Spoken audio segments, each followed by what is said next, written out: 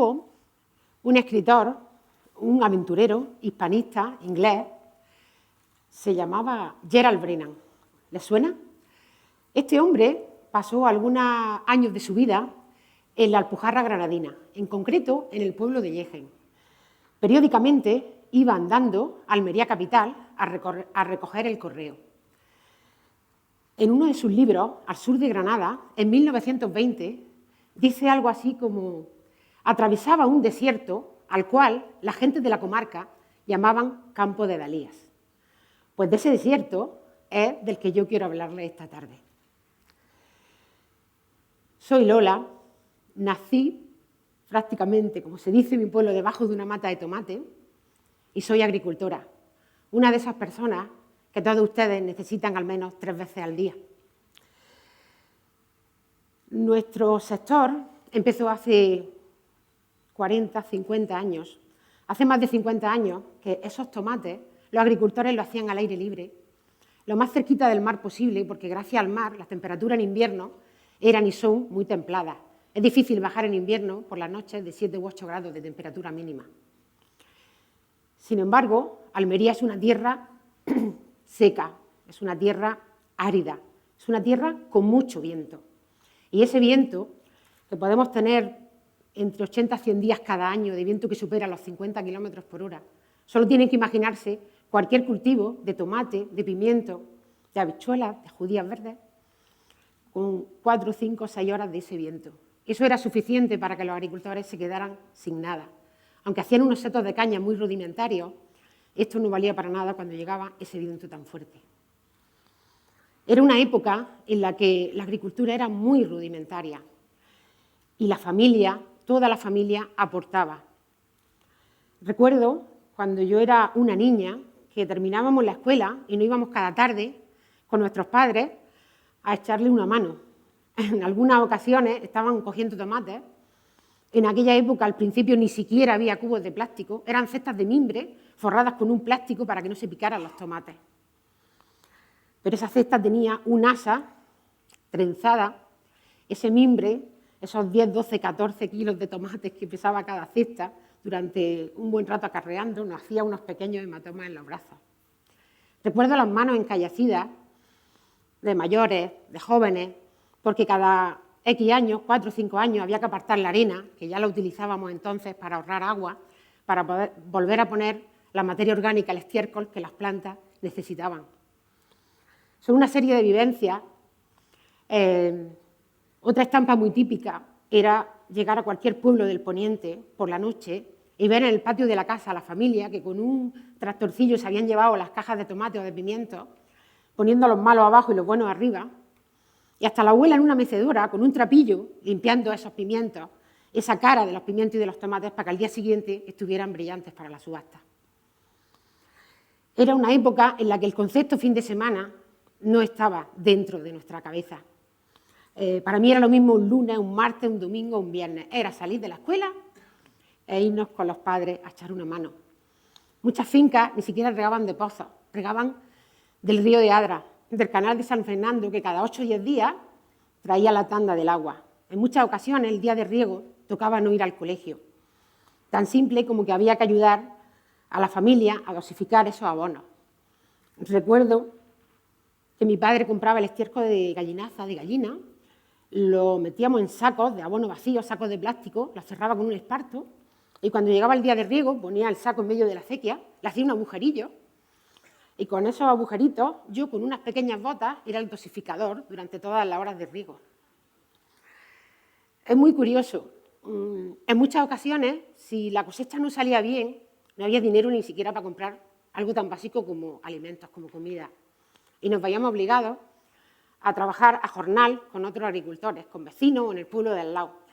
Recuerdo con 12 años estar cogiendo habichuelas e incluso, repito, con 12 años tener la idea no solo de coger habichuelas, sino de vez en cuando ir corriendo al linio donde estaba mi hermana, que tiene 3 años más que yo, y ver si mi cubo estaba igual de lleno que el de ella, porque sabía que si no estaba igual de lleno no me iban a pagar el jornal. Es curioso porque eso hoy en día se llama explotación infantil, ¿verdad? Hace 40 o 50 años tenía otro nombre, se llamaba supervivencia. Este sector ha tenido una evolución, evidentemente. Hemos hecho una serie de cambios. Hay un cambio que es el empezar a utilizar semillas híbridas, lo que supuso no solamente aumentar la gama en tamaños, formas y colores de nuestras hortalizas, sino sobre todo el conseguir, el tener una herramienta muy valiosa para controlar enfermedades y virosis. Otro cambio, quizá el más importante en la historia de nuestro modelo, fue la introducción de técnicas de riego por goteo, de riego localizado, dejar ese riego a manta, ese riego por inundación. Eso nos hace que en muchas zonas del mundo seamos considerados un ejemplo en la gestión de la demanda del agua, aunque tenemos problemas de agua, y luego hablaré un poquito de ello.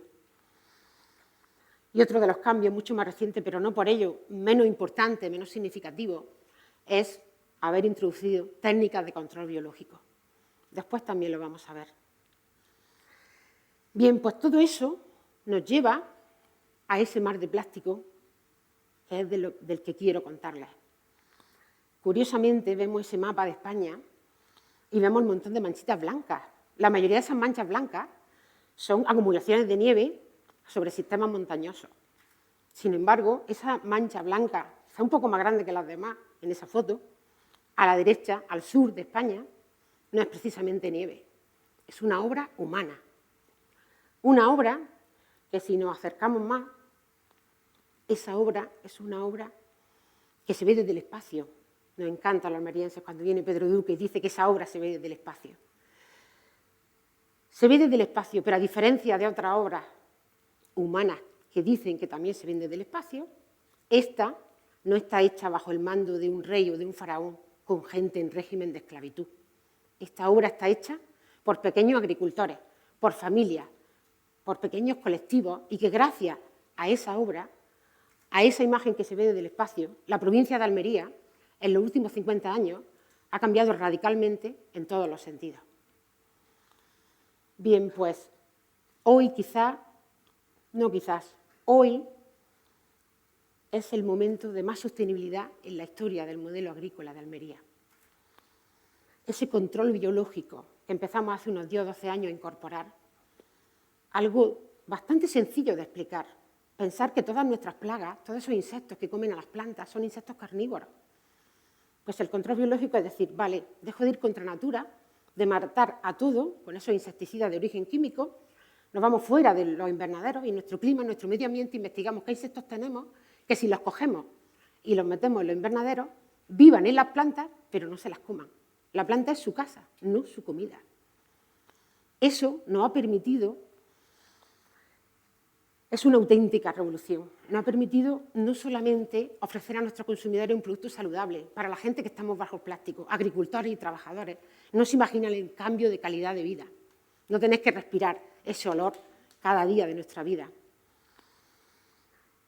Ese sistema nos está permitiendo conocer mucho más a las plantas, poder comunicarnos más con ellas, saber que tienen una emisión de fragancias, de volátiles.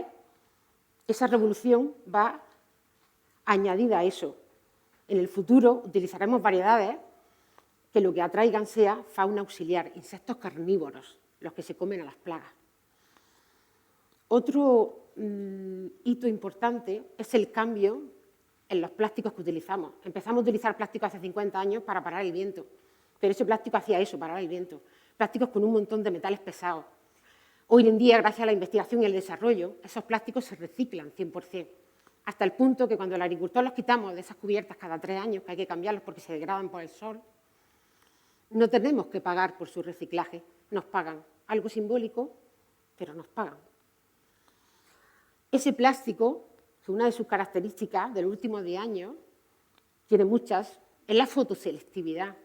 Se ha investigado en el espectro lumínico que ven los insectos, y no es el mismo que el nuestro, no es espectro de luz visible, es espectro ultravioleta. Se aditivan de tal forma que la ultravioleta cambia su longitud de onda, provocando un efecto de reflexión en los insectos, con lo cual la consecuencia es que hay un 30, 35, 40% menos de plaga dentro de los invernaderos. Y ese plástico, con la luz que tiene Almería, con esas 3000 horas de sol, hace que en los meses de primavera-verano haga calor debajo. Bien, pues los agricultores empezamos hace más de 35 años a refrigerar de una forma pasiva. Tan simple como imitar lo que hemos hecho en Andalucía toda la vida para mantener las casas fresquitas en verano.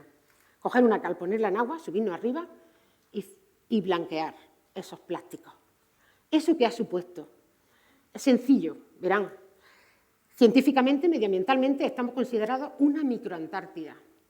Se le ha llamado efecto albedo. Cuando nosotros tenemos una superficie blanca, el ángulo de reflexión que hace la luz solar en esa superficie blanca, más del 60% de luz y de calor se devuelve a la atmósfera, se refleja, se llama ángulo albedo. El efecto albedo es un forzamiento radiactivo negativo, una no subida de temperatura media en la comarca del poniente almeriense de 0,75 grados en los últimos 25 años. Si extrapolamos ese dato y pensamos que el planeta en 50 años va a subir 2 grados de temperatura media a causa del cambio climático, la contaminación, el poniente almeriense en esos 50 años solo subirá medio grado. Otra cosa muy interesante y que mucha gente no conoce es que nosotros empezamos a poner plástico porque el viento nos destrozaba las hortalizas. Pero hoy en día el viento ya no es un problema, es nuestro gran recurso, junto con la luz, con el sol. Ese viento abrimos cada día las bandas laterales, las ventanas del techo, las ventanas cenitales y provocamos que entre, para evacuar la humedad que las plantas evapotranspiran, como buenos seres vivos que son, pero sobre todo para que introduzca dióxido de carbono de la atmósfera. Los habitantes del poniente, durante más de 7 meses al año, respiran un aire en torno a 120 partes por millón, más bajo que el resto del mundo. ¿Y saben por qué? Porque bajo ese paisaje lunar, bajo ese manto de plástico, nosotros cultivamos hortalizas, plantas jóvenes, arbustos. El estado de una planta en el que más fotosíntesis hace. Nosotros tenemos días que tenemos niveles de dióxido de carbono por debajo de 200 partes por millón si no hay viento y no se está renovando el aire del invernadero. Por eso nos gusta tanto que entre el viento y ventile. Bien, pues, fíjense, cada hectárea consume el dióxido de carbono que emiten aproximadamente 8 coches cada día. Con las 30.200 hectáreas que tenemos, se supone que durante más de 7 o 8 meses al año absorben el dióxido de carbono de casi la mitad del parque móvil de Almería. Pero es que además, mucha gente se queja del paisaje, pero les voy a hacer una propuesta. ¿Son capaces de imaginarse ese mar de plástico en un mes de noviembre, en un mes de enero, de febrero, de marzo? Les digo cómo es. Si nosotros pudiéramos hacer así, hipotéticamente, y retirar ese manto de plástico, no somos un desierto de plástico. Somos una Amazonía bajo plástico. Somos lo que ven en esa imagen. Bien. De cara al futuro, tenemos una serie de retos. Somos conscientes de que nos falta agua, mucha agua dulce. Llevamos muchos años sacando el agua de los acuíferos. Cada vez llueve menos. Esos acuíferos están sobreexplotados. A voz de pronto podemos pensar en soluciones a corto plazo, pensando, por ejemplo, en que tenemos una cuenca vecina, la cuenca del Guadalfeo, que cada día el agua dulce está llegando al mar. Y unos kilómetros después, en la desaladora del campo de Dalías, del poniente, que está empezando a funcionar ha empezado a funcionar hace unos meses, ese agua se desala. Parece como un poco así rocambolesco, ¿verdad? Pero claro, luego tenemos el ejemplo del pantano del Negratín, con un trasvase hecho que está funcionando muchos años, pero que como cada vez llueve menos, está a menos del 30% de su capacidad. Y con esa capacidad no se puede trasvasar agua. El futuro, para las gentes que vivimos, que hacemos nuestra actividad a menos de 40, 50 kilómetros del mar, probablemente sea la desalación. Y se está desalando el agua, pero con los combustibles fósiles tradicionales, con la energía eléctrica convencional. ¿Cuál es nuestra queja, nuestra reivindicación? En una tierra donde tenemos toda la luz del mundo, todo el viento del mundo, que esa desalación se proyecte y se haga con energías limpias, con energías renovables. Bien, tenemos otro gran reto. Más del 70% de nuestras hortalizas las exportamos fuera de España, al mercado europeo. Nuestros consumidores están a cientos, a miles de kilómetros de nuestra zona de producción. Y la mayoría se mandan en camiones, por carretera. Somos conscientes de que eso incrementa esa huella de carbono que se baja gracias a nuestras casas verdes, que es como a mí me gusta llamarlas, los invernaderos, se incrementa por ese transporte. Necesitamos un corredor mediterráneo, necesitamos hacer llegar esa hortaliza en un AVE de doble vía, en un tren, que podamos ofrecer a nuestros consumidores ese sello que diga que nuestros productos son mucho más sostenibles, no en sí por el sello, sino por lo que significa. Es muy paradójico. Vivimos en la Unión Europea, somos europeos. La Unión Europea cada día nos está exigiendo a los ciudadanos, a los sectores productivos, que seamos sostenibles, pero no crea el marco legal que facilite a nuestras administraciones el hacer todas esas infraestructuras. No hay una obligación. Yo creo que eso tiene que cambiar. Bien, estamos en una semana en las que Naciones Unidas nos pone como ejemplo de agricultura familiar de futuro. Fíjense, más del 60% de los alimentos en el planeta los produce la agricultura familiar, pero de ese 60%, en más del 80% de los casos, es agricultura de subsistencia. Almería ha sido capaz, después de 50 años, de mantener el carácter familiar de esas empresas. Ha sido capaz no solo de tener una agricultura próspera, de crear industria, de crear una economía de escala, un sistema productivo local. Una de las cosas en las que se basa precisamente Naciones Unidas para ponernos como ejemplo es la redistribución de la riqueza que tiene esta agricultura. Según Naciones Unidas, somos un ejemplo de sostenibilidad económica, social y medioambiental. Realmente lo somos, pero nos quedan cosas por conseguir. A mí me encantaría, creo que es necesario, imprescindible, que en el futuro tengamos otros marcadores, otra forma de medir el progreso. La que tenemos actualmente no es válida. La moneda que tenemos actualmente, por querer hacerla sostenible, está la sociedad y el planeta como está. No sé qué indicador tiene que ser el del futuro. Si tiene que ser calorías, dióxido de carbono, oxígeno. No lo sé qué indicador tiene que ser, pero lo que tengo claro es que si queremos tener futuro, ese progreso hay que medirlo con otros indicadores. Hoy tenemos la gran oportunidad de inspirar al mundo enseñándole, mostrándole un modelo que funcione para nosotros, para nuestras familias, para las plantas, para el entorno. Pienso en mis padres, pienso en todas las familias que han conseguido llevar este modelo de cómo empezó, siendo una agricultura de subsistencia, a una agricultura que es ejemplo para el mundo entero. Y mi compromiso es, junto con los demás agentes, conseguir que llegue al siguiente nivel. Muchísimas gracias.